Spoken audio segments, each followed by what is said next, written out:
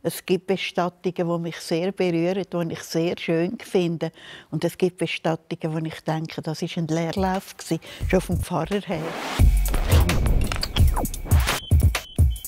Früher hat man den Tod viel hautnäher erlebt, sodass die Leute eben daheim gestorben sind und aufgebahrt worden sind. Man hat sie 3 Tage anschauen.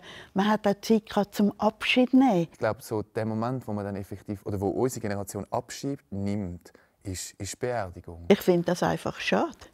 Es ist natürlich viel intensiver, wenn du einem Toten ins Gesicht schaust. Packt es dich viel stärker. Das wäre mega ein spannendes Erlebnis. Und ich habe jetzt auch gerade überlegt, ich habe glaube ich noch nie in meinem Leben auch jetzt einen Toten gesehen. Ich wüsste aber nicht, ob so viele von unserer Generation jetzt das Angebot annehmen. Wahrscheinlich möchte man das heute gar nicht mehr. Ich denke, man ist vielleicht auch froh, dass man sich nicht so auseinandersetzen muss mit dem Ereignis. Also ich glaube, vom Grundsatz aus in unserer Generation würde ich den Tod nicht als Tabuthema beschreiben. Ist doch die Offenheit vorhanden. Das war bei euch anders, ja? Wo dein Sohn gestorben ist, zum Beispiel. Ja, es war anders. Es war eigentlich niemand bereit, richtig mit mir darüber zu reden.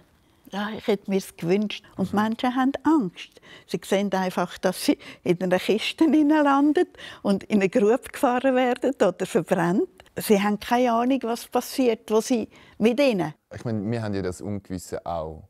Und trotzdem unterhalten wir uns in einem gewissen Sinn darüber. Aber noch ohne Angst, weil wir noch jung sind. In dem Fall ist das, ja. Dass es bei uns noch nicht vor der Tür steht. Ja, ich denke es, ja.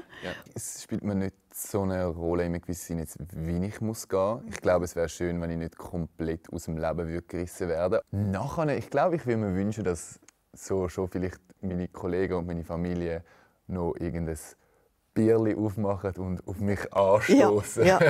So, ich weiß nicht, jetzt Kollegen vielleicht, dass wir noch eine gute Nacht irgendwo in den Ausgang gehen und ein bisschen Party machen. Und an dich denken. Und an mich denken. Ich brauche noch weniger. Also ich möchte einfach daheim sterben. Ich möchte nicht mit Tabletten oder so vollgestopft sein, sondern ich möchte den Übergang bewusst erleben. Und was noch passiert, ist für mich nicht mehr wichtig. Eigentlich könnte es mich verbrennen und meine Asche irgendwo im Wald verstreuen. Ich glaube, es wäre okay. Es ist bei mir eigentlich auch so. Ich habe wohl einmal am Friedhofsamt geschrieben, Gemeinschaftsgrab, aber ich habe mit der Freundin abgemacht, dass sie mich im Wald verstreuen tut. Oh, ist es noch legal? Ja, man darf es noch. Okay. Okay. Und die ist 20 Jahre jünger als ich und die macht das dann. Also die Tasche geht in den Wald.